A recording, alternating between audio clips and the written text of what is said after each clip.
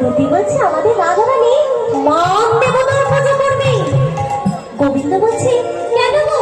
বলছে আসলে শোনো, আসলে দুটি বলছে গোবিন্দ তুমি কুঞ্জ থেকে চলে আসার সময় না আমার রাধারানীর মান বেড়ে আরো দ্বিগুণ হয়েছে, তাই তিনি বলেছে মান দেবতার পুজো করবে। গোবিন্দ বলেন ও তাই?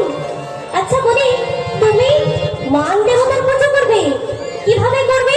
না মান প্রতিমা গড়ে, মানে প্রতিমা গড়ে করব মানের পূজা। আমরা মানে প্রতিমা গড়ে করব মানের পূজা, মানে প্রতিমা গড়ে করব মানের পূজা, মানে প্রতিমা গড়ে করব মানের পূজা।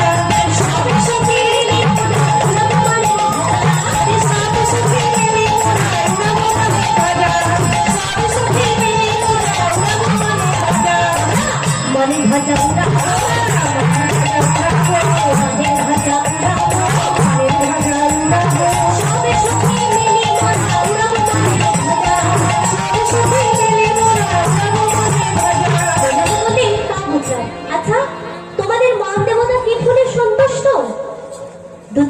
রাধারানী বলেছেন আমাদের মান দেবতা কৃষ্ণকরী ফুলে সন্তুষ্ট।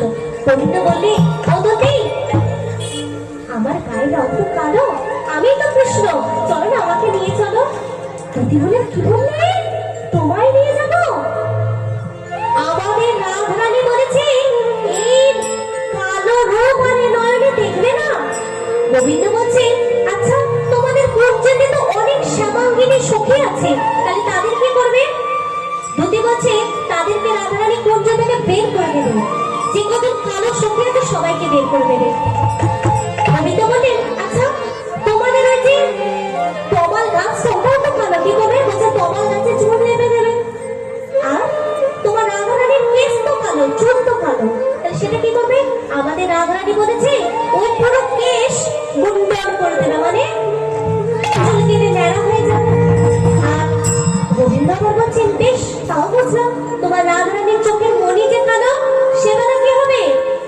দুটি বললেন আমার রাধারানী বলেছে নয়ন মুদে থাকবে। গোবিন্দ বললে যে নয়ন মুদে থাকে সে তো চোখে দেখতে পায় না, আর যে চোখে দেখতে পায় না তাকে কি বলে মায়েরা? কানা। ঘুরে ফিরে সেই গোবিন্দের নাম। দুটি বলছে আমাদের রাধারানী বলেছে আমার কানাই তো ভালো, কানাই তো ভালো, কানাই তো ভালো, কানাই তো ভালো, কানাই তো ভালো, যে থাকলে বলো কানাই তো ভালো,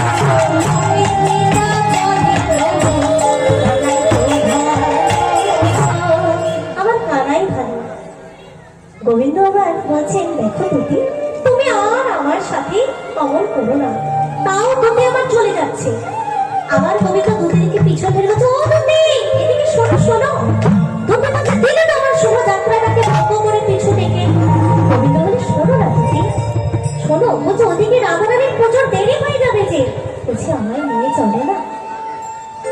দুটি মনে মনে ভাবছে গোবিন্দ আমার এখন এত সাজছে, যদি এবার হিতে বিপরীত হয়, মানে আমার যদি আমার গোবিন্দকে সাজতে হয়, সুতরাং একটু একটু সাজছে যখন চলো নিয়ে চলে যাওয়াই ভালো, নাইতে পরে আবার বিপদ হতে পারে।